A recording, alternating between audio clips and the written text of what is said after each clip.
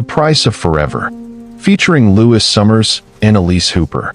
She never planned to stay. That was the agreement. 1 year, clean boundaries, a beginning and an end, and a check large enough to change the direction of her life. Elise Hooper had signed the contract at her kitchen table at nearly midnight with steady hands and a perfectly clear mind, because clarity was what she had instead of options.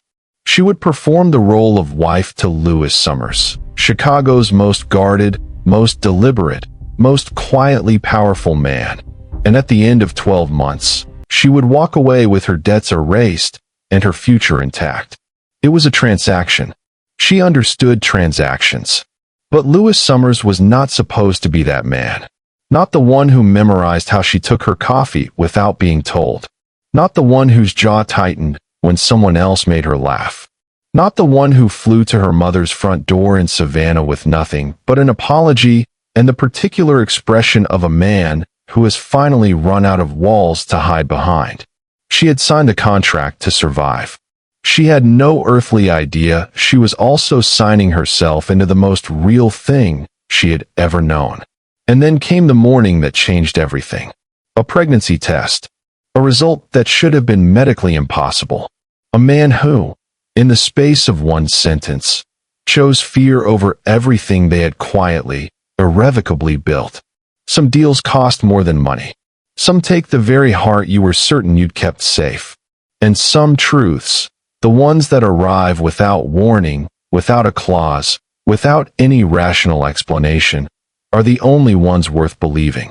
Chapter 1. The Envelope. The package had no return address.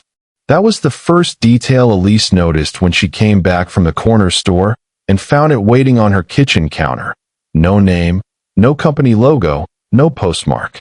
Just a thick ivory rectangle sealed with dark wax pressed into a neat, deliberate circle, sitting between a stack of unopened utility notices and a cold mug of chamomile she had abandoned 2 hours ago. She stood in the entrance of her Philadelphia row house and stared at it. She had not buzzed anyone in. She had not heard footsteps on the stairs. She picked it up slowly. The paper itself felt unusual, heavier than anything that belonged in an ordinary life, smooth and cool in a way that made her fingertips pause. The heating unit in the corner of the kitchen clicked and groaned. Outside, November rain was working itself into something serious, tapping against the window in uneven percussion. Elise sat down and broke the seal. The document inside was 14 pages, single-spaced, printed on paper that matched the envelope. At the top, in a clean serif font, formal agreement of temporary partnership and domestic representation. Below that, 2 names. Hers. And one she knew immediately, Lewis Summers. She had seen that name on the financial wire, on the front of a building in the Rittenhouse district, attached to headlines about strategic acquisitions and investment restructuring that sent ripples through entire sectors. Lewis Summers did not belong in her kitchen on a Tuesday night. And yet, she read every word twice. The terms were precise, almost surgical in their clarity. For 1 calendar year, she would present publicly as his wife. Events, galas, travel when required. She would undergo scheduled medical consultations for assisted conception, as Lewis Summers had been diagnosed clinically infertile and required a biological heir to satisfy the conditions of his late father's estate. All appearances would be maintained with professionalism and discretion. Separate quarters. No personal entanglement.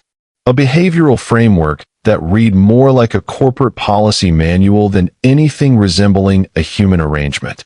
And at the conclusion of 12 months, regardless of outcome, a sum that would eliminate every debt she carried, with enough remaining to allow her, for the first time in years, to breathe. Elise set the papers down and pressed both palms flat against the table. She was 31 years old. She had a graduate degree in communication strategy, a freelance consultancy that paid with infuriating inconsistency, a student loan that had shadowed her like a creditor with a grudge for 8 years, and a savings account she avoided checking on Sunday evenings because it always damaged Monday.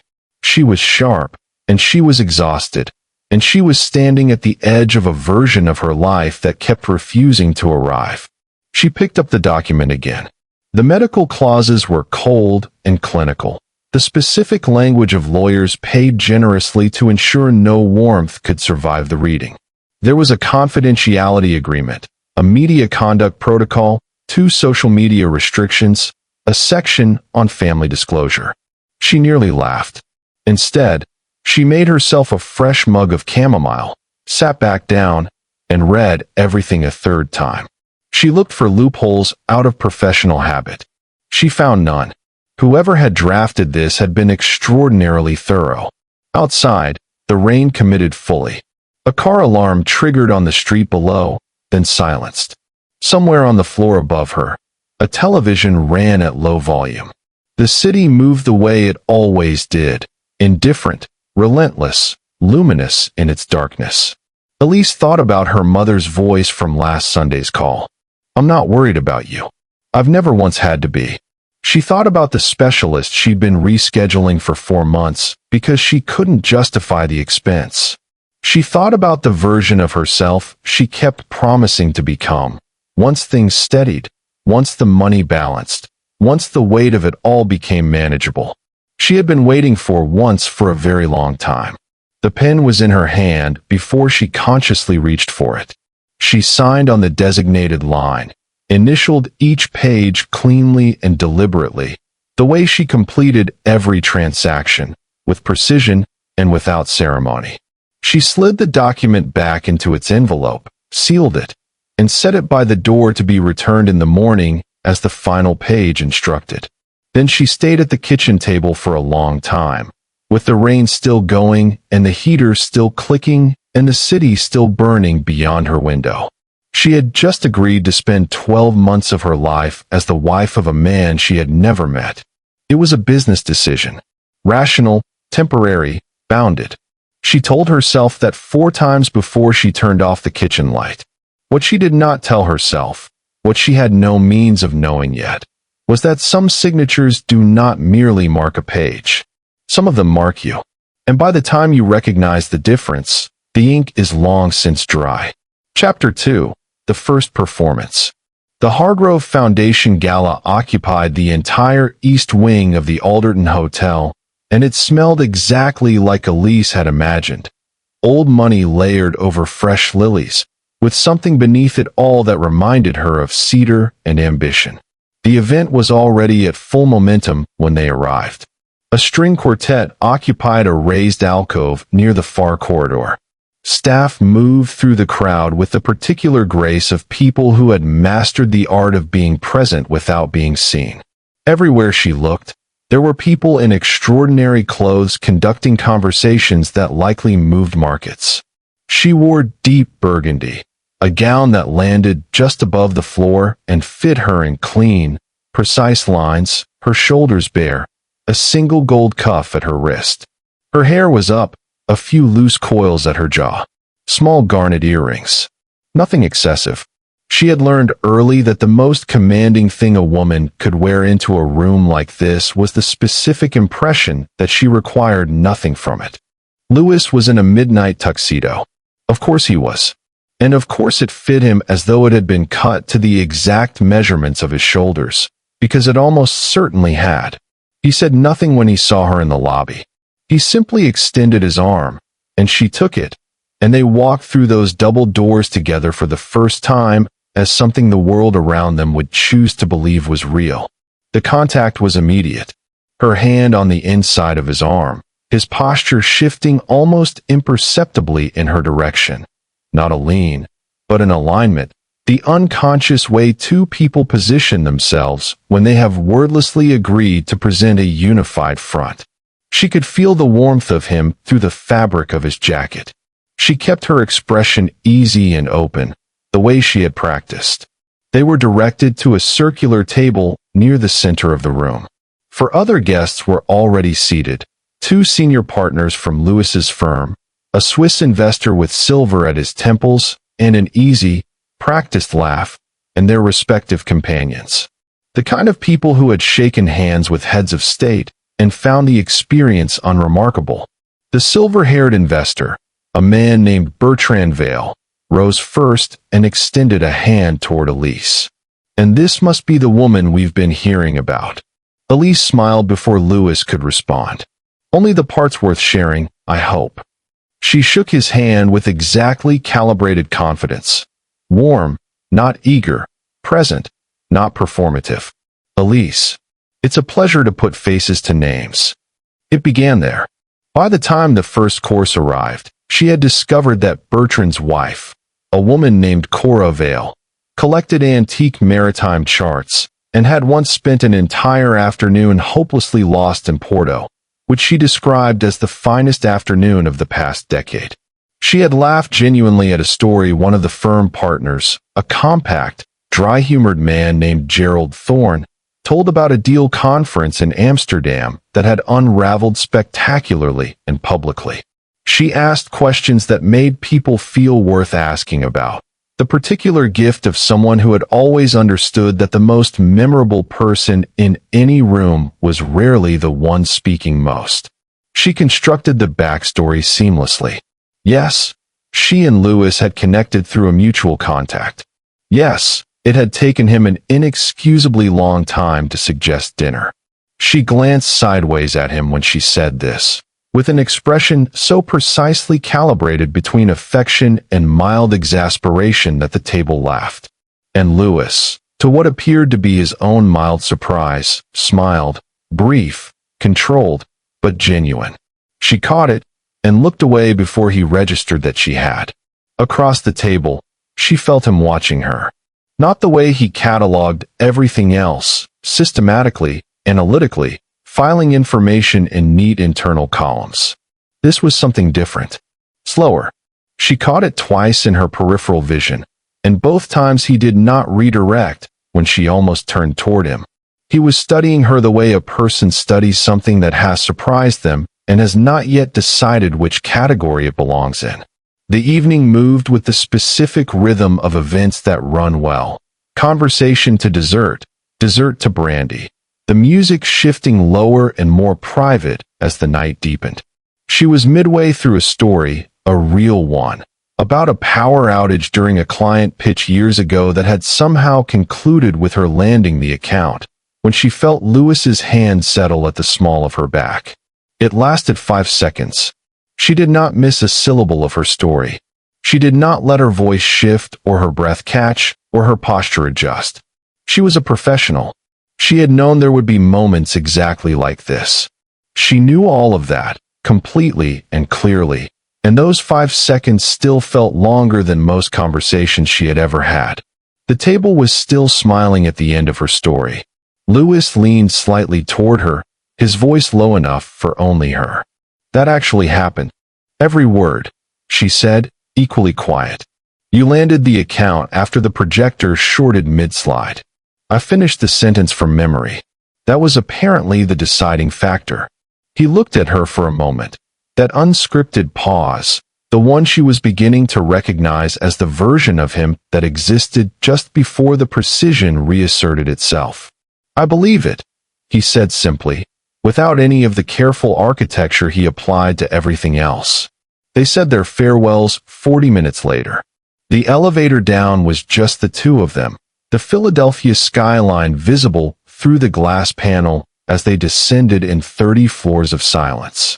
The music was gone. The audience was gone. The performance was over. The quiet between them was not uncomfortable exactly, but it was textured, the specific kind of silence that forms between two people who are both fully aware of something neither of them is willing to address yet. The doors opened. They walked out into the cold November air. Neither of them mentioned the 5 seconds. Neither of them had forgotten it. Chapter 3: The City in the Rain. Boston arrived gray and relentless. The flight had been smooth. 90 minutes in a private cabin where Lewis worked in silence on one side of the aisle and Elise read on the other. The kind of parallel quiet that had already begun to feel, in a way she did not fully examine, like a rhythm they had arrived at without discussion. The car from the airport moved through the downtown corridor as the first drops of rain began to strike the windows. By the time they reached the hotel, the sky had committed fully to the kind of slow, heavy downpour that makes a city feel smaller and more private than it has any right to. The meetings ran long. Elise spent the afternoon in the suite with her laptop, working through a brand communications overhaul she had been contracted to deliver, a project that had been waiting patiently since the ivory envelope arrived. She ordered coffee from room service. She answered emails. She was professional and focused and entirely inconveniently aware that Lewis was 4 floors below her in a conference room, and that she had thought about the elevator silence from the Alderton more than once since Thursday. He knocked at 6:30. He was not in the tuxedo, and not in the pressed meeting attire she had catalogued from their first days in the apartment. Dark wool trousers, a deep navy crew neck pushed to the forearms. No jacket. He looked different, not softer exactly, but less constructed, like the version of him that existed when no one required anything from him specifically. "Dinner," he said. "There's a place around the corner." Nothing formal. She looked at him for a moment. No assigned seating. No program. "Just food," he said. Something in his expression, not quite an invitation, not quite a concession, but honestly somewhere in between, made her close her laptop. The restaurant was small and warm, all dark wood and deliberate lighting, with the kind of menu that offered 8 things and did not need more. Rain pressed steadily against the glass beside their table. The city outside moved and blurred, wet reflections on the pavement. It was the most ordinary setting they had shared since the arrangement began. No audience, no performance, no version of themselves assembled for another person's benefit. They ordered. They talked about the meetings at first, cautiously and professionally, the conversational equivalent of testing ice before committing to it. Then the food came, and something shifted. The ice held. She asked whether he had spent time in Boston before. He had. Years ago, a position he'd taken 18 months after finishing his MBA, before the pull of capital and scale made moving east the obvious choice. He described the city with a specificity that surprised her. Not landmarks, but texture. A bakery on the south end that opened at 5 in the morning. A stretch of the esplanade that went completely empty on Sunday evenings. The way the wind came off the harbor in February with a personal kind of grievance. "You liked it here," she said. "I did," he said simply, as though the admission cost him nothing, as though he hadn't noticed it was the most uncomplicated sentence he had produced since they'd met. The wine was good. The rain continued. Somewhere between the second glass and the dessert that neither of them had ordered but arrived anyway, the conversation moved into territory no one had scheduled. He told her about the diagnosis almost without introduction, as though it had been waiting at the edge of the conversation for an appropriate silence, and simply stepped forward when one arrived. He was 30 years old when the first specialist confirmed it. He had sought 2 additional opinions, because Lewis Summers did not accept single data points in any discipline. All 3 said the same thing: clinically infertile, irreversible, permanent. "I didn't tell anyone," he said. His eyes were on the window. The rain made soft, irregular contact with the glass. "Not because I was ashamed. Because I knew what would happen if I did. The managing. The adjusting. The way people begin looking at you as a complication they feel obligated to resolve." He paused. "I preferred to be the one resolving things." Elise said nothing. She had learned across years of working with clients that certain things needed room to finish themselves. "My father found out 14 months before he passed," Lewis continued. "Not from me. A clerical error, correspondence sent to the family address. He never raised it directly. He simply revised the estate terms to require a biological heir within 4 years of his death." Something moved across Lewis's face, brief and contained, but unmistakable. His method of solving problems he had not been invited to solve. "That must have been extraordinary," Elise said quietly, "to feel managed by someone who was no longer in the room." He looked at her then, the kind of direct attention he usually distributed in careful, Rationed portions. Yes, he said. That is exactly what it was. The words settled between them with a weight that had nothing to do with the dinner, or the contract, or the careful choreography they had both been maintaining for weeks. It was the weight of being understood, specific, unexpected, and almost inconveniently real. She turned her wine glass slowly between her fingers. My mother used to say the loneliest people aren't the ones who are actually alone. They're the ones who've gotten so good at not needing anyone that everyone stops thinking to offer. He was quiet for a long moment. She sounds perceptive. She's relentless, Elise said. It's her finest quality. A ghost of a smile, genuine, unhurried, nothing performed about it. It changed his face entirely. More precisely, it revealed a version of his face that precision usually kept under careful management. The check came. Louis paid without discussion. They walked back through the rain beneath a single umbrella, her shoulder close to his, the city quiet and wet and indifferent around them. 2 blocks that passed too quickly, and neither of them moved to extend the distance. She did not mention what he had shared, but she held it carefully. The way you carry something fragile that has been handed to you without the other person quite intending to hand it, aware that the gesture said more than the words, and that some things, once trusted to another person, alter the shape of everything that comes after. Hello, my beautiful family. Before we proceed deeper into this amazing story, I would like to take a moment to know how you all are feeling today. How has your day been so far? I hope it's been gentle on you. And if it hasn't, just know you're strong enough to handle it. You're incredible, and you're capable of more than you think. I'm wishing you a calm mind, a stress-free day, and better moments ahead. If you are loving this story so far, please take a few seconds to like, share, leave a comment, and subscribe to join the family and help this channel reach more audience. Enjoy the rest of the story. Chapter 4, The Rooftop. The rooftop bar was the kind of space that made you briefly forget the rest of the city existed beneath it. The Meridian Collective occupied the 42nd floor of a converted tower in Midtown Philadelphia, and the skyline spread in every direction like a lit circuit board, all geometry and motion and restless energy. The bar itself was minimal and intentional. Dark slate surfaces, directional lighting, heat lamps positioned with the expensive-looking casualness that costs a great deal to achieve. The air carried winter and cedar and the particular electricity that accumulates in rooms where everyone present knows they have arrived somewhere. Elise wore black, a dress with a precise neckline and a hemline that stopped above the knee, paired with heels that made a specific sound on the slate floor she had quietly always been fond of. Her hair was down tonight, a choice she had made at the last minute, trading the composed updo for something that felt less like armor.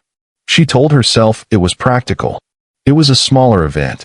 The gathering was a private cocktail for 3 of Louis's portfolio companies, 60 people maximum, the kind of room that looked effortless and was anything but. Louis had briefed her in the car.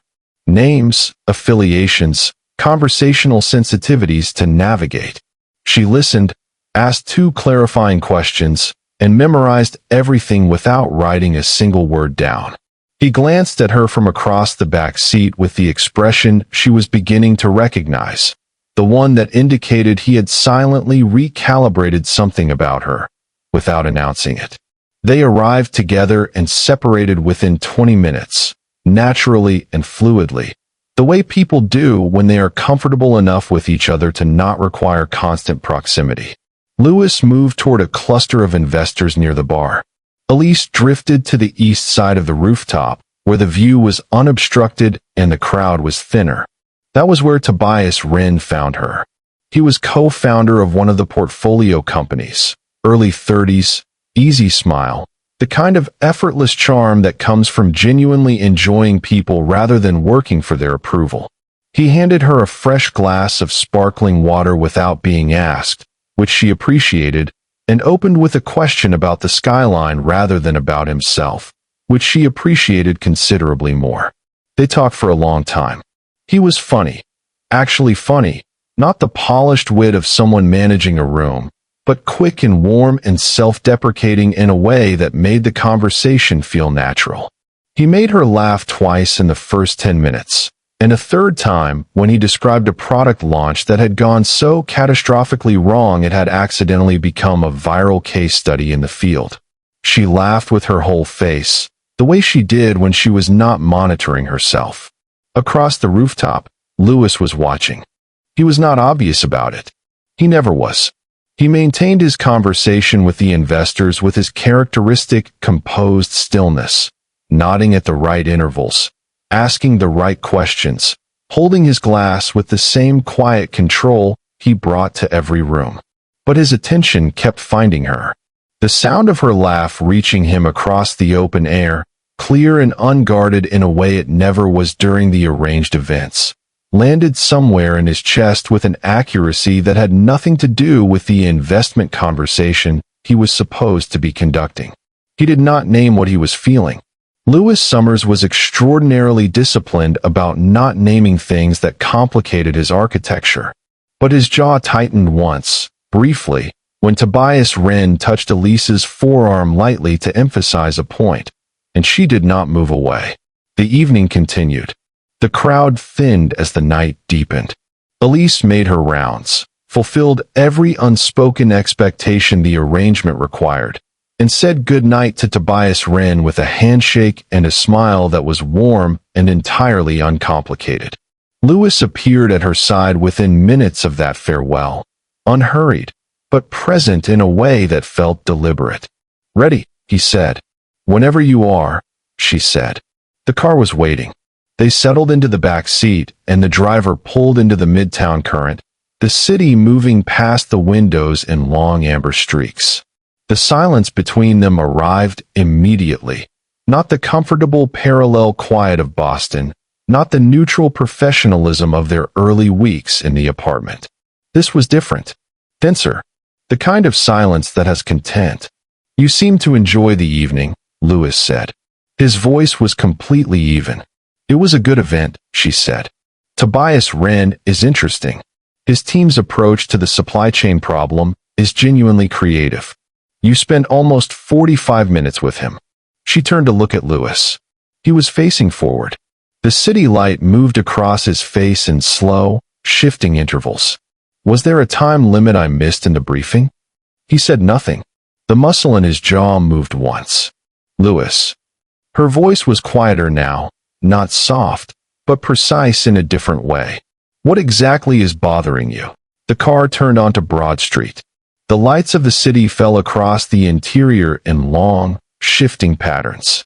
He turned to look at her then, and whatever careful architecture he had been maintaining fractured, not catastrophically, not with drama, but in the specific way of a man who has run out of a particular kind of energy and not yet located a replacement for it. He didn't answer her question. He didn't need to. Back at the apartment, the elevator opened into the dark living space, the city blazing silently beyond the glass wall. She set her clutch on the console table. He loosened his tie. She turned to say something practical about the morning schedule and found him closer than she had calculated. The distance between them reduced to something that had no professional justification. Neither of them moved back. The city held its breath below them. The room held no sound at all, and every careful rule, every clinical boundary, every cold and marble-hard clause they had both been honoring for weeks dissolved quietly in the space between one heartbeat and the next. What happened after was no one's plan. It was only, finally, the truth. Chapter 5, The Test. The pharmacy was 4 blocks away on Chestnut Street. Elise had walked there herself at 20 minutes past 7 in the morning, coat pulled over her pajamas, hair loose. She paid in cash, an instinct she did not analyze too carefully, and walked back through the cold holding the paper bag against her side as though it contained something classified. In a sense, it did. That had been 35 minutes ago. Now she sat on the edge of the marble tub in the south bathroom, her bathroom, on her side of the apartment, with the test face down on the counter and her hands pressed flat against her thighs. The heated floor was warm beneath her bare feet. Outside the frosted window, Philadelphia was beginning its morning. Distant traffic building, the low percussion of the city assembling itself, a sky the color of brushed pewter. She had not looked at the result yet. She had not looked for 7 minutes. The nausea had begun 11 days ago. She had attributed it to the schedule, the sustained performance of being someone's public wife, while remaining privately no one's at all. She had attributed it to the richer food at the galas, the disrupted sleep patterns, the stress that had been operating beneath the surface of everything since the envelope arrived. She had attributed it to every available logical explanation, because the alternative was something her mind had refused to approach directly until this morning, when the second wave struck before she had even stood up, and the mathematics of denial became more exhausting than the truth. She turned the test over. The world did not stop. The floor remained warm. The city outside continued its indifferent assembly. Her own reflection in the mirror across the room regarded her with an expression she did not yet have a name for. Positive. One word. The kind of result that rearranges every sentence you thought you knew how to complete. She sat very still for a long time. The information arrived slowly, the way shock allows things in only at the pace they can be processed. The assisted conception procedure, the clinical, scheduled, contractually stipulated procedure, had never taken place. The first consultation had occurred 3 weeks ago. Preliminary blood work, a timeline discussion with the specialist, a scheduled follow-up that had not yet arrived. There had been no procedure, no clinical intervention of any kind. There had been only one night. Unplanned, unscripted, real in a way that nothing else in the last 3 months had managed to be. One night that neither of them had acknowledged since. Moving around its memory in the apartment the way you navigate furniture in the dark, carefully and without announcement, hoping not to disturb what you have silently agreed to leave undisturbed. One night with a man every specialist had declared, in clinical language and with documented certainty, incapable of fathering a child. She pressed her fingers to her mouth. The word impossible moved through her mind in a quiet, insistent loop. Not panicked, not hysterical, just present, the way a word presents itself repeatedly when the brain requires repeated exposure before it agrees to revise its understanding of what is real. And then, beneath the impossible, beneath the shock and the mathematics and the quiet seismic restructuring of everything she had believed to be settled, something else arrived. She loved him. It did not announce itself with drama. It did not arrive with any particular lighting or any sense of revelation. It simply settled into the space behind her ribs with the quiet authority of something that had been true for some time and had only now been granted permission to be recognized. She could see it, now that the shock had provided the necessary distance. It had been accumulating since Boston, since the rain and the umbrella and the restaurant where he had handed her his loneliness without quite meaning to. Since the rooftop, since the elevator, since the first time she had made him laugh without trying and watched something open briefly in his face that he had clearly not anticipated being moved by. She loved Lewis Summers, the man behind the marble contract and the clinical handbook, the man whose jaw tightened when he felt things he had decided not to feel, who had handed her his most private wound in a Boston restaurant and trusted her, without asking, to carry it carefully. She loved him without a start date, without a clause, without the faintest idea what to do with that information, in the context of a 12-month arrangement that had an expiration date and a price tag and rules designed specifically to prevent exactly this. Her phone rested on the counter beside the test. She did not pick it up. Outside, Philadelphia had committed fully to morning, the light shifting from pewter to something cooler and cleaner, the city gathering velocity. She could hear movement in the apartment, the espresso machine, the low and nearly imperceptible rhythm of his morning routine. She looked at herself in the mirror for a long time. The woman looking back was not the same woman who had signed a 14-page contract at a kitchen table in a Philadelphia row house 3 months ago.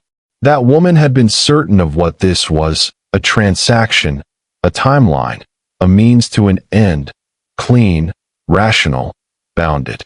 This woman was holding a positive pregnancy test in a marble bathroom 38 floors above the city, carrying the child of a man who had been told he could never have one, and quietly, devastatingly in love with someone whose contract explicitly prohibited it. She set the test down carefully. The espresso machine went silent. A cup was placed on a surface. Footsteps, unhurried, deliberate, moved through the apartment. She had no idea what came next, only that she was going to have to find words for something no clause in any document had prepared either of them for. Chapter 6. The Accusation. She found him in the kitchen. He was standing at the counter with his back to her, second espresso in hand, scrolling through his phone with the focused stillness of a man whose mornings operated on precision and routine. The kitchen was all clean lines and pale stone, warm light from the overhead fixtures, the city visible through the floor-to-ceiling windows in its full morning velocity. By every external measure, it was an ordinary scene. Elise stood at the entrance for a moment. The test was in the pocket of her coat. She had wrapped it in tissue and carried it there the way you carry something fragile until you know what to do with it. "Louis," she said. He turned. He read her face immediately. She could see it happen, the way his attention shifted from the phone to her in a single, complete movement. He set the cup down. "What is it?" She crossed the kitchen and placed the test on the counter between them, without ceremony. She had decided in the bathroom that there was no version of this conversation that benefited from preamble. Some things had to be said directly, or they would not be said at all. He looked at it, then at her, then back at it. The silence was long enough to have its own weight. "That's not possible," he said. His voice was quiet, measured, the tone of a man applying logic to something that was actively resisting it. "I know," she said. "And yet." He set his phone on the counter slowly. She watched him process, could almost observe the architecture of his thinking engage the way it always did when something required containment. He straightened, crossed his arms, and then something shifted in his expression that she had never seen there before. Something that moved through the precision like a fault line, fast and destabilizing. "The procedure hasn't happened," he said. "No. The clinic appointment was preliminary. There has been no insemination." "That's correct." His eyes moved to hers. She could watch it happen, watch the fault line deepen, watch the logic he was applying arrive at the only remaining conclusion, and watch what that conclusion did to him. The stillness in his face became a different kind of stillness, the kind that precedes something irreversible. "Then this is from..." He stopped. "Yes," she said quietly. The word came next without any rise in volume. Not loud, not cruel in its tone, but precise in the way that words chosen by intelligent people in pain are always precise. Targeted, efficient, designed to create maximum distance in minimum syllables. "Convenient," he said. She went completely still. "You know the terms of the contract," he continued. His voice had changed, not louder, but stripped of every warm frequency. "You know the insemination had not been performed. You know the timeline, the inheritance requirement, the specific conditions." He paused. "And now you're standing in my kitchen with a positive result and no clinical procedure to account for it." Another pause. "How long have you been planning this, Elise?" The question landed in the space between them like something dropped from a considerable height. She felt it in her chest, not a bruise, something deeper. The kind of wound that does not bleed immediately. "That is what you think of me," she said. Not a question, a recalibration. "I think you are exceptionally intelligent," he said. "And I think exceptionally intelligent people in difficult financial circumstances make calculations." "I signed a contract," she said. Her voice was steady. She needed it to be steady. "I followed every clause. I was present for every event, every appointment, every performance this arrangement required. Everything I have done in this apartment has been exactly what I agreed to, and nothing I have done has been a calculation. She held his gaze. The timing is medically impossible. I know that. You know that. Every specialist in your file said it was impossible. And here we are. So perhaps, Lewis, instead of immediately building a prosecution, you could consider that impossible things sometimes simply happen. His jaw was tight. His eyes had not moved from hers. In them she could see the war, the part of him that wanted to believe her, against the part that had been alone long enough that trust had become a risk he no longer knew how to price. I have no interest in your money, she said, quieter now. I never did. I needed it. There is a difference. And whatever story your logic is constructing right now, I need you to understand that this, she touched the counter beside the test, is not something I engineered. I have no mechanism for engineering the impossible. He said nothing, and the silence was the worst part, not because it was hostile, but because it was unresolved. She could see him choosing, in real time, between the version of her he had been accumulating for months and the version his fear was offering as a safer alternative. He chose the fear. I need time to think, he said. She nodded once. Then she walked back to her room with her shoulders straight and her breathing controlled, and every wall she had spent 3 months forgetting to maintain rebuilt itself in the length of a hallway. She closed the door. Only then, in the privacy of that room, with its ivory linen and its view of the city that had witnessed everything, did she allow herself to feel the full weight of what had just happened. The tears, when they came, were not the theatrical kind. They were quiet. The kind that belongs to people who understand precisely what they have lost and have too much self-possession to perform their grief for anyone's benefit. She pulled a suitcase from the closet and set it open on the bed. She did not fill it yet. She simply stood and looked at it. This vessel for departure, this physical confirmation of an ending she had not seen approaching. In the kitchen on the other side of the apartment, Lewis Summers stood alone at the counter. The espresso had gone cold. The city moved outside, indifferent and continuous. And the test lay on the pale stone surface like an accusation he was no longer certain he had the right to make. Chapter 7. Savannah. Savannah arrived slowly, the way it always did, as if the city had long since decided that urgency was someone else's problem. The drive from the airport took 25 minutes through roads canopied by live oaks trailing Spanish moss, like something the city had been wearing for centuries and found no reason to remove. The light in Savannah was different from Philadelphia, lower, more horizontal, arriving without insistence and staying without apology. The air carried river water and jasmine and warm stone, and it had no interest whatsoever in impressing anyone, which was precisely why it managed to do so completely. Lewis had never been. He sat in the back of the rideshare with his jacket folded over his arm and his phone face down on the seat beside him. A deliberate choice, because he had spent 6 days in Philadelphia doing what he always did when something went wrong, which was work, and it had not helped even marginally. He had sat in boardrooms and signed agreements and answered communications with his characteristic precision, and thought about Elise approximately every 9 minutes, not a frequency conducive to anything he was supposed to be doing. She had been gone 6 days when he booked the flight. He had considered calling first and rejected it, because a call could be declined and a door he was less certain about. Her mother's house was on a quiet street in the historic district. A narrow 2-story painted the color of pale sage, with a porch running the full width of the front facade and a garden that had clearly been tended by someone who loved it and had the patience to show it. Window boxes with late-season blooms. A wind chimed somewhere around the side of the house, turning in the slow afternoon air. He stood on the pavement for a moment. He was not, as a general rule, a man who stood on pavements uncertain of his next action. He had built companies. He had restructured ventures that were hemorrhaging capital and turned them into functional enterprises.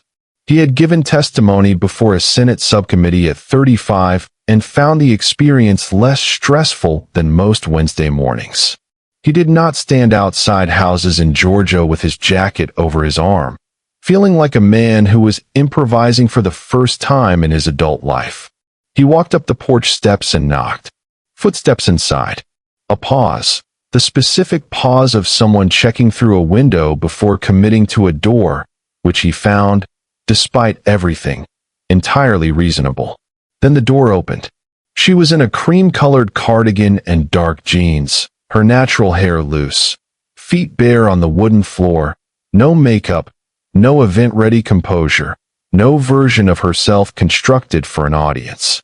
This was Elise without the arrangement, and he understood this in a way that reached past every defense he had constructed, the most real thing he had encountered in years. She looked at him for a long moment, then at the empty street behind him, then back at him. "No lawyers," he said. "No contract." "No," he stopped. "I came alone." "I can see that," she said. Her voice was neutral, not cold. Elise was never cold. It was not in her construction, but careful.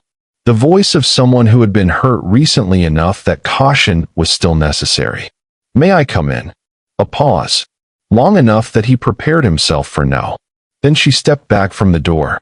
The inside of the house was everything the exterior promised. Warm and lived in, and full of the specific accumulated detail that speaks to a family that had been placing things on shelves for decades because they loved them, not because they matched.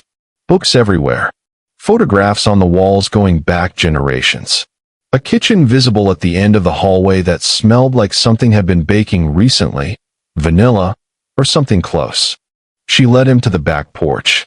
2 wooden chairs facing a small garden, and beyond it, through a gap in the trees, a thin silver thread of the river visible in the afternoon distance. She sat. He sat. The wind chime moved somewhere around the corner of the house. He had prepared things to say. He had, in the specific way of a man who had built a career on preparation, thought through several versions of this conversation during the 2-hour flight. Logical progressions, acknowledgments structured to demonstrate a genuine understanding of fault. He had prepared all of it, and now, sitting on a wooden chair in Savannah, with the woman he had accused looking out at the garden with her hands wrapped around a glass of water, none of it felt remotely adequate. "I was wrong," he said. She didn't move. "What I said, the word I used, was wrong. Not merely strategically wrong. Not wrong only because it damaged something I am now trying to repair." He paused. The wind chime turned again. "Wrong because you have never given me a single reason to think of you that way. And I used my fear as a weapon against the one person who had done nothing to deserve it." The garden held a small bird briefly, something brown and unhurried, that landed, assessed its options, and departed. The river caught the afternoon light in the distance. "I know how to build things," he said. "I know how to construct a defense, construct a case, construct a life that is not vulnerable to anything I cannot control." He looked at his hands for a moment. "I have no idea how to do what I am doing right now. I want to be honest about that." Elise turned to look at him. Her eyes were steady, not forgiving yet, not closed either. Somewhere in the honest and unresolved middle. "You flew to Savannah," she said. "Yes." Without calling. "I was concerned you wouldn't answer." Something moved across her face. Not a smile, but its distant relative. "That was probably accurate," she said. "I am not here to ask you to return to the apartment," he said. "I am not here with a revised agreement or a legal framework or anything with a signature line." He held her gaze. "I am here because I said something unforgivable to someone who deserved the opposite, and I needed you to know that I know that." The afternoon light moved through the trees in slow, shifting patterns. The river held its silver thread in the distance. Between them on the porch, the air had changed, still careful, still fragile, but no longer closed. It was not enough yet. He knew that. He was not asking for enough yet. He was asking only for the door to remain open. Chapter 8. The 2 weeks. That was the part Elise had not anticipated. Not the apology, which she had half expected once the shock of finding him on the porch had settled, but the staying.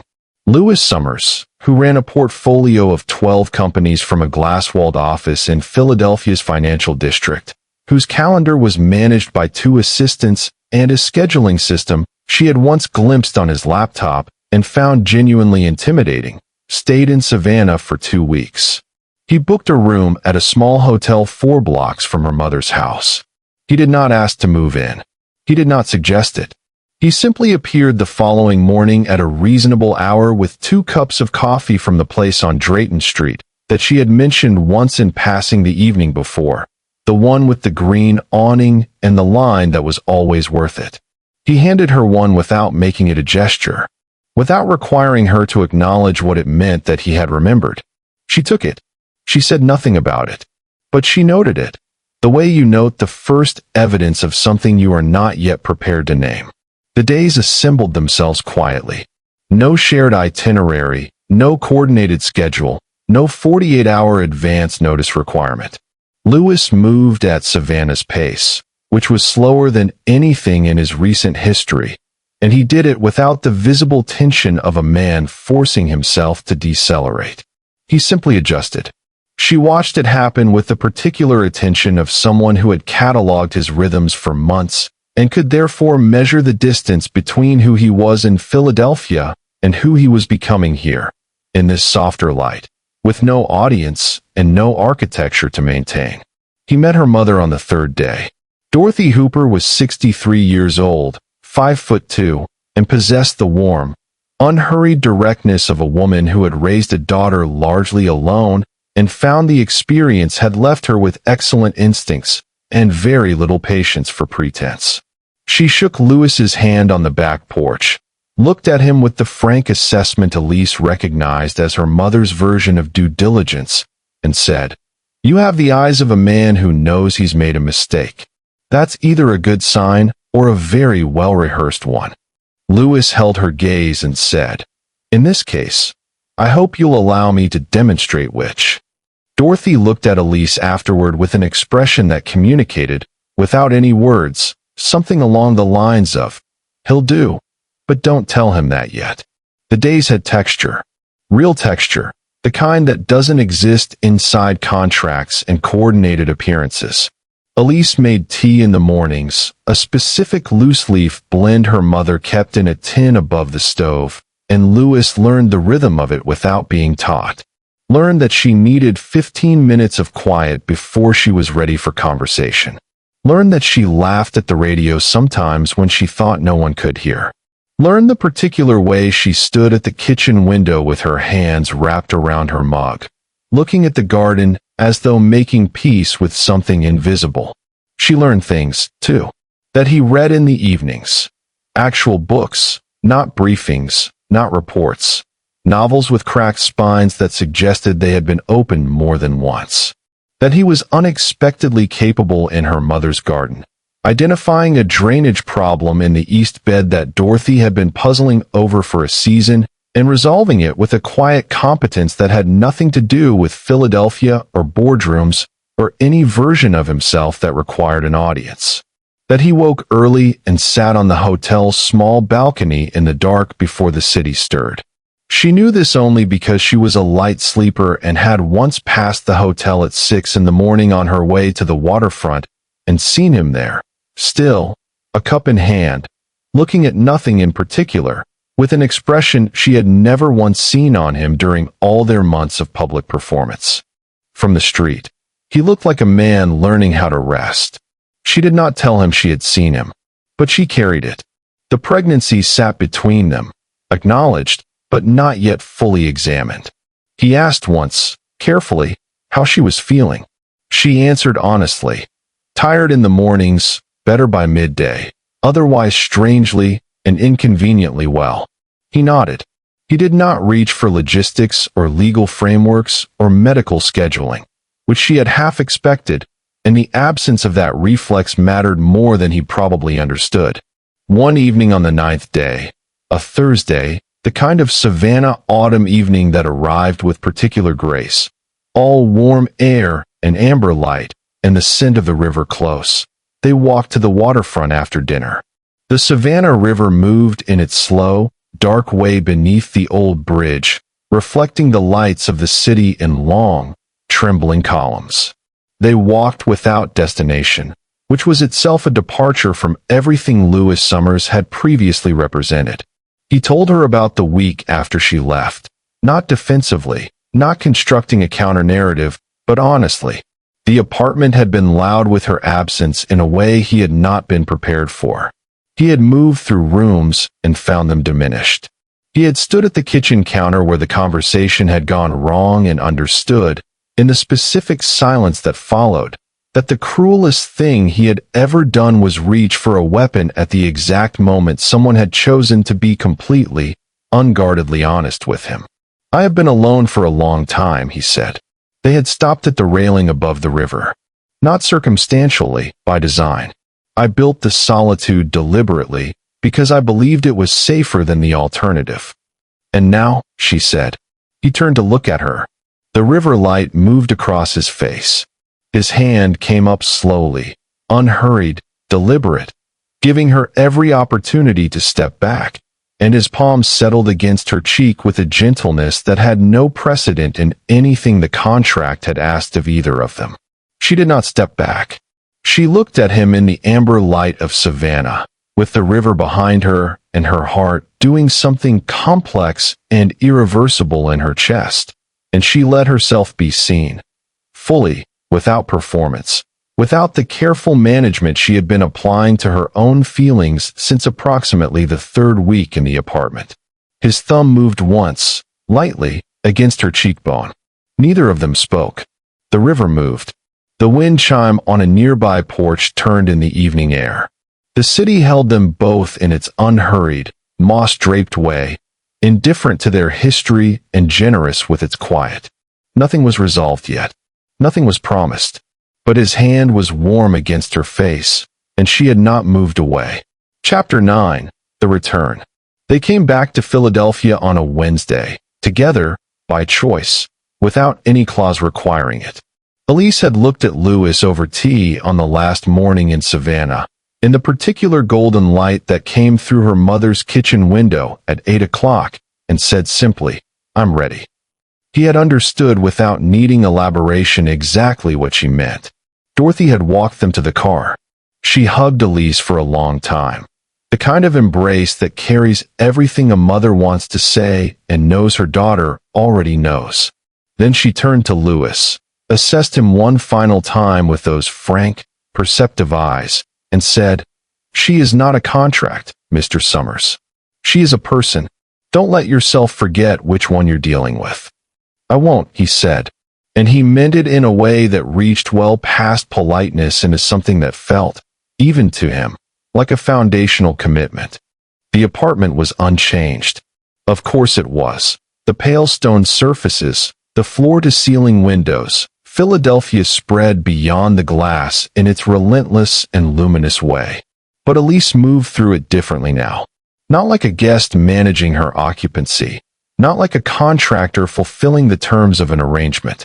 She set her bag down in the center of the living space and looked at the city and felt, for the first time since the elevator had opened on her very first day, that she was permitted to simply be here. Lewis was different in the apartment, too.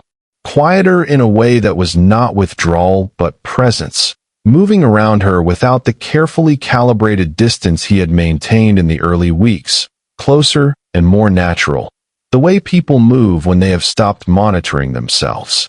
The days that followed were gentle and real. She worked from the study in the mornings.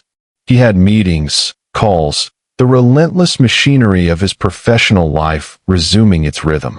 But the evenings belonged to them.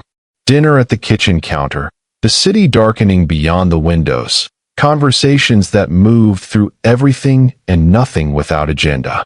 She told him about growing up in Savannah, the specific smell of her mother's house in summer, the friends she had grown up with, the teacher who had told her at 15 that she had a gift for language and changed the direction of everything that followed.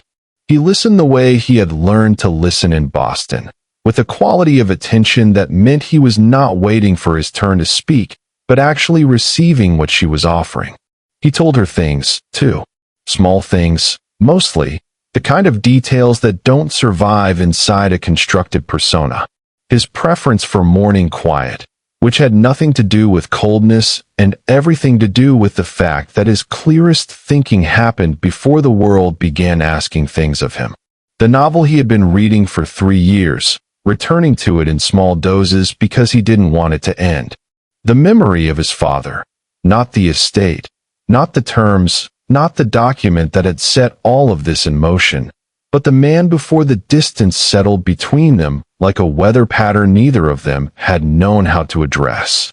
One evening, 10 days after their return, Lewis told her to dress warmly. That was all he said. She raised an eyebrow. He offered nothing further. She changed into dark trousers and a camel coat and her favorite ankle boots, and found him waiting by the elevator in his coat, with an expression she did not yet have a file for. Not the precision, not the warmth she had been quietly collecting since Boston. Something new. Something that looked, on the architecture of his face, almost like nervousness, which was so entirely unprecedented that she studied it carefully as the elevator rose past the upper floors and continued to the rooftop access level. Not the cocktail rooftop with its event lighting and its carefully curated crowd. The building's own rooftop, wide and raw and simple, a concrete expanse with a low railing and the city in every direction, immense and glittering and indifferent and beautiful. He had placed a small folding table up here. 2 chairs, a bottle of wine, 2 glasses, and a single candle in a glass holder that the wind was doing its level best to extinguish, without success. This man, who lived in calibrated environments and curated spaces, had put a folding table on a rooftop and lit a candle. This is not your usual standard of event production, she said. No, he agreed. No Hargrove Gala. No string quartet. No, he said. Just this. She looked at him. The city light caught the edges of his face, his jaw, his shoulders, the careful way he was holding himself, which told her he was managing something significant and doing it with less success than usual. They sat. He poured the wine. He did not drink his. She noticed. Chapter 10, The Truth About the Diagnosis. There's something I need to tell you, he said. She waited. The candle held against the wind. The city stretched in every direction below them, relentless and luminous. I received results this week from the specialist. The one I contacted after he paused. After everything. His eyes found hers across the small table. The original diagnosis was based on tests conducted when I was 29. The specialist ran a comprehensive panel. The count is significantly below the standard range, but it is not 0. The original physician had interpreted the data with a certainty the numbers did not fully support. The candle flame bent in the wind and held. The child, he said quietly, is mine. Biologically. Definitively. Elise set her glass down. The city spread in every direction beneath them. All that light, all that motion, all those lives moving in their complex and unknowing proximity to one another. She thought about a kitchen table in a Philadelphia row house and a 14-page document, and a woman who had signed her name because she needed the money and told herself it was only business. She thought about how entirely wrong she had been about what she was signing. Lewis stood. He moved around the small table and stopped in front of her. And then Lewis Summers, who had built his entire adult life on the architecture of control, who had written the rules against feeling and constructed solitude like infrastructure, went down on one knee on a concrete rooftop in November, with the wind pulling at his coat and the candle doing its best, and Philadelphia blazing in every direction as though it were paying attention. He held a ring. Simple and extraordinary, a single stone warm in the candlelight, set in a band that looked as though it had been chosen by someone who finally knew exactly what he wanted and had stopped pretending otherwise. I have no contract, he said. His voice was low and completely unguarded. The version of it she had heard perhaps 4 times and had collected every single instance of. I have no terms, no clauses, no expiration dates. I have this. You, the specific and irreplaceable fact of you. He held her gaze. I would like, if you are willing, to spend the rest of my life being the man who deserves what you have already given me. The wind moved across the rooftop. The candle held. Elise looked at him. This precise, difficult, slowly opening man who had handed her a marble-sealed envelope and accidentally handed her his heart along with it. Her eyes said yes before her voice had the chance. Yes, she said. Quietly. Completely. Without a single reservation in the whole of her. He slid the ring onto her finger. He remained on one knee for one more moment. His forehead dropped briefly against the back of her hand. Private, unperformed, real in a way that no gala in any city could have manufactured in 100 evenings. Then he stood, and she stood, and the city held them both in its vast and indifferent arms, and it was nothing like the contract, and everything like the truth. Chapter 11. What People Say. The announcement reached the financial press on a Tuesday morning, because that was the day Lewis's communications director, a calm and meticulous woman named Vera Standish, had scheduled it. A brief, precisely worded statement. Lewis Summers, founder and chief executive of Summers Capital Group, is engaged to be married to Elise Hooper, communications strategist. The couple are expecting their first child. The response was, in Vera's own measured assessment, significant. By Wednesday afternoon, the story had migrated from the financial pages to the general press. Photographs from the Hargrove Gala surfaced. Elise in the deep burgundy gown, Lewis beside her, the two of them so comprehensively composed that the photographs appeared staged even when they were entirely candid. Journalists began assembling timelines. A profile writer at a national publication sent 3 separate interview requests within 48 hours. Elise sat at the kitchen counter with her laptop open and read through the coverage with a particular kind of detachment, the professional remove of someone who had spent years understanding how narratives were constructed and therefore recognized both the architecture and the gaps. The gaps were illuminating. Almost no one mentioned love. They mentioned strategy. They mentioned the inheritance clause. Someone had clearly spoken to someone with institutional knowledge, and Elise made a mental note to ask Vera whether there was a leak worth addressing. They mentioned the unlikely pairing, a phrase that appeared in 4 separate outlets, and that she allowed herself exactly 3 seconds of irritation about before returning to professional mode. What no one mentioned, because no one outside the apartment had any means of knowing, was the Boston restaurant in the rain, the umbrella, the Chicago equivalent in a city she had yet to visit. What no one mentioned was a man sitting on a hotel balcony in the dark, learning how to rest. A woman who had spent months forgetting to maintain her walls and only noticed when it was far too late. The argument that had nearly destroyed everything, and the flight to Savannah that had not. The story the world was constructing was plausible and largely inaccurate, which was about what she had expected. Lewis appeared at her shoulder and read a few lines over her coffee mug. He made a sound that was not quite a laugh, but was in the same general territory. Unlikely pairing, she said. They're not wrong that it's unlikely, he said. They're wrong about why. She turned to look at him. And why is it unlikely? He considered this for a moment with the same deliberateness he brought to everything else. Because I spent 38 years building a life specifically designed to prevent this exact outcome, and you managed to dismantle the entire structure in approximately 4 months without appearing to try. A pause. That is objectively unlikely. She looked at him for a long moment. That might be the most romantic thing you've ever said. I'm going to pretend that bar is higher than it apparently is, he said.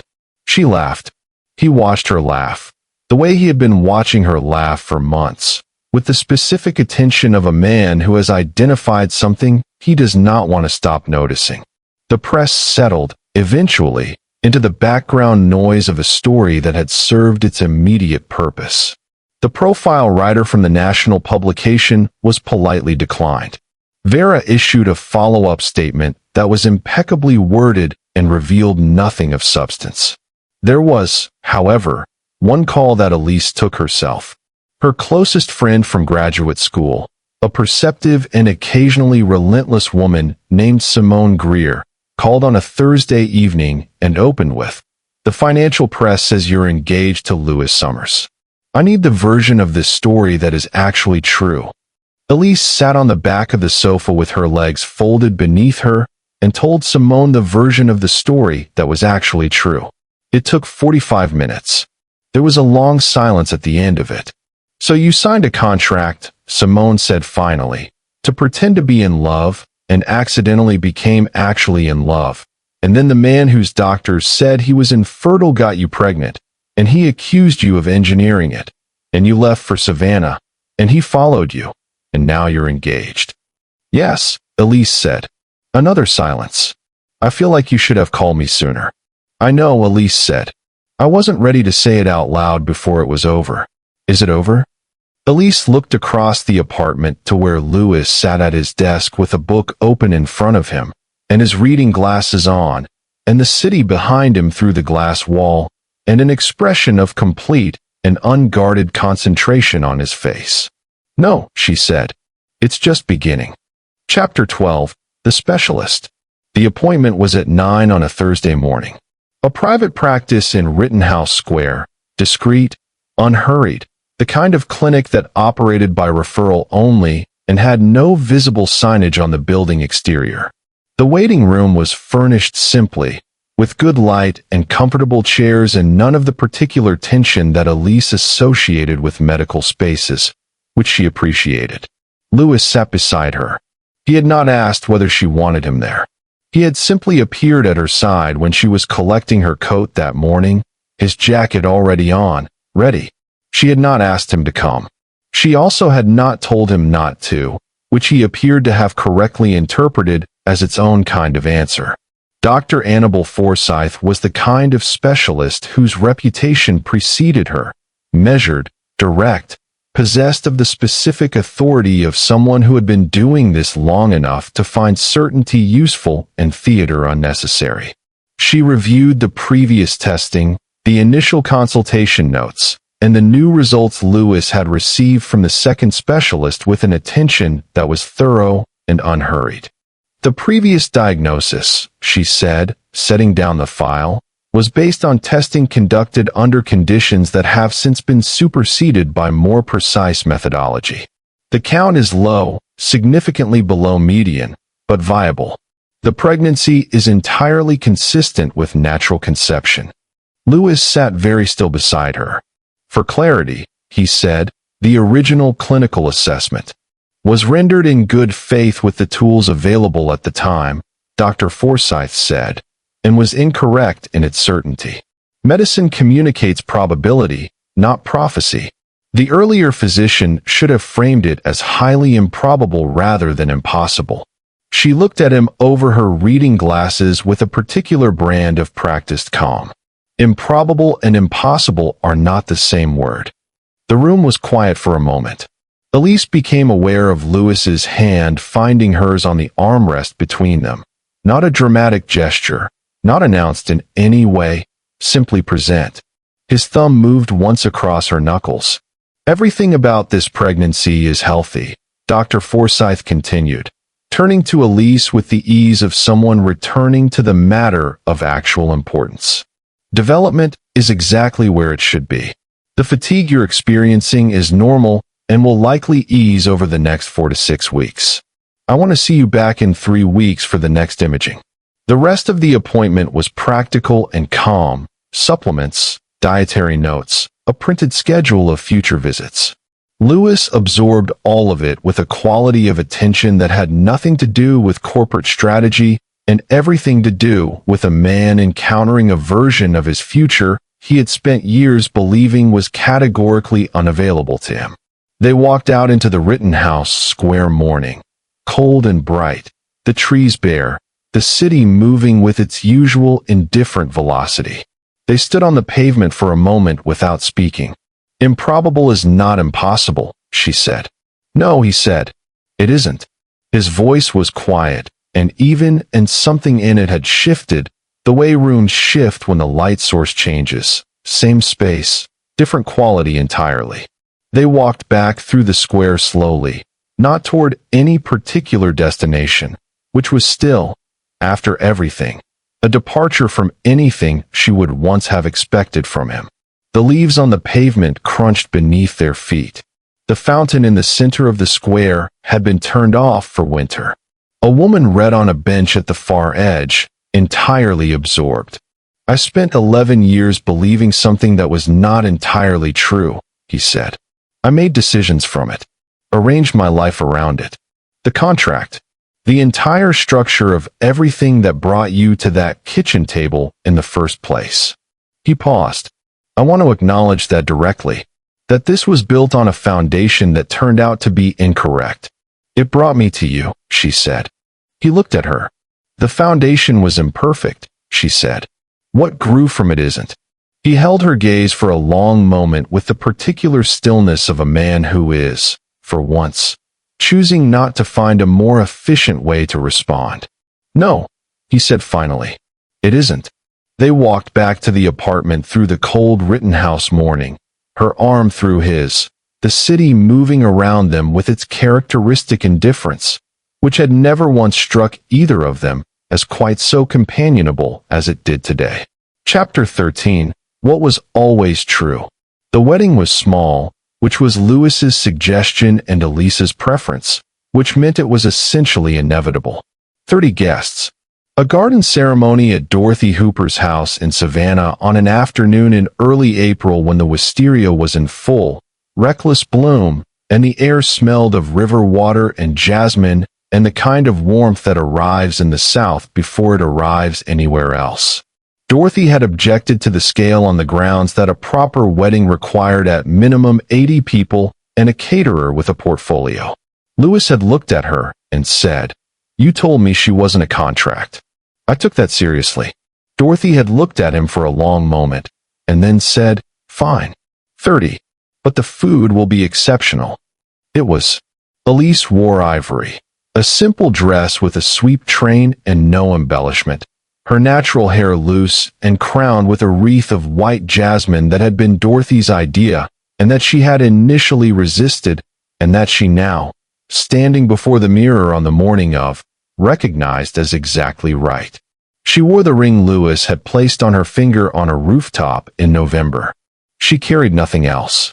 She stood at the entrance to the garden with her mother beside her, and looked out at the 30 people assembled among the spring flowers, and the Spanish moss, and the particular golden light of a Savannah afternoon, and at the man waiting at the far end of the aisle with his hands clasped in front of him and an expression on his face that she had been collecting for months and still did not have an adequate name for.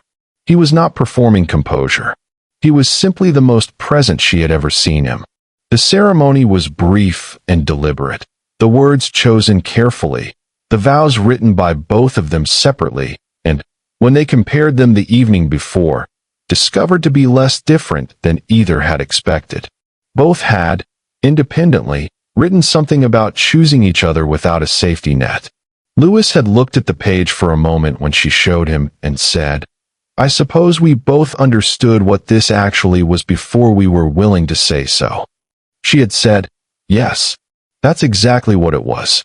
When the officiant, a quiet and unhurried woman named Judge Adair Fulton, who had known Dorothy for 30 years, asked Lewis if he took Elise as his wife, he looked at Elise and said yes in a voice that was quiet and completely clear and required no other words to contain the whole of what he meant. When she said yes, she heard her mother exhale behind her, not a sob, not a sigh, but the particular breath of someone for whom something has, finally, arrived at its right conclusion. The reception was in the back garden as the evening came on. String lights over the tables. Music from a trio of musicians Simone Greer had located with characteristic efficiency. Food that was, as promised, exceptional. Dorothy danced first, with a deliberate and irresistible joy, and eventually, because the evening had reached the temperature at which such things become inevitable, persuaded Louis onto the grass, where he danced with an earnest stiffness that made Elise laugh with her whole face, which was precisely what he had been hoping for. They left after midnight, while the garden was still lit and the music still soft. Elise paused at the garden gate and looked back at the house, all warm light and voices and the accumulated weight of the people who had loved her longest. She thought about a kitchen table in a row house and a 14-page document and a woman who had been so certain of what she was signing. Louis's hand found hers at the gate. "Ready?" he said. She turned to look at him in the moonlight and the wisteria, with the river silver somewhere in the distance and the city of her childhood glowing softly around them both. "I have been," she said, "for a while." They walked out through the gate into the Savannah night, and the city folded around them in its unhurried, moss-draped way, and the world continued in all its complexity and indifference, and none of that was relevant to the two of them, here, in this moment, which was theirs. Some things begin in the most improbable places. A sealed envelope, a kitchen table, a signature made out of desperation that turns, somewhere between marble countertops and Savannah mornings and rooftops in November, into the truest thing either of two people have ever written. She had signed her name to survive. She never expected to sign it to live. He had built walls for years, and it took one woman, one impossible night, and one truth he almost discarded to understand that the strongest structures are not the ones designed to keep everything out. They are the ones built by two people who chose each other without a safety net, without a clause, without an expiration date, in full knowledge of the risk and in full acceptance of the cost. What would you risk for a love that was never part of the plan? Hello, family. We have come to the end of today's story. I'd love to hear your thoughts. Drop a comment below. Tell me where you're listening from and what you think about today's story. I read every comment. Hit the like button to help this story reach more audience. And if you haven't subscribed to the channel yet, please subscribe to join this amazing family and help the channel grow, as this is a new channel that needs all your love and support. Until the next story, stay in love and have a lovely rest of your day. Love you all.